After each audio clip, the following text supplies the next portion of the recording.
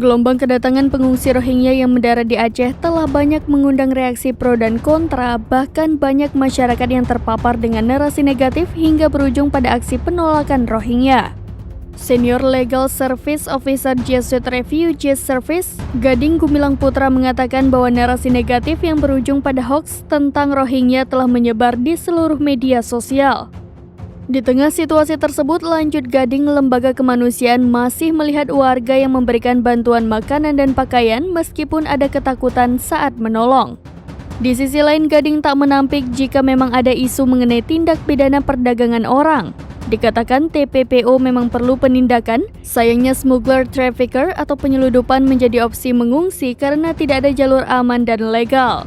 Gading pun menyebutkan bahwa para pengungsi adalah korban, bukan pelaku. Gading pun mengulas mengenai alasan etnis Rohingya mengungsi. Dikatakannya, kelompok etnis Muslim dari Myanmar itu tidak bisa pulang karena mengalami persekusi selama puluhan tahun. Menurutnya, etnis Rohingya menjadi populasi tanpa warga negara terbesar di dunia.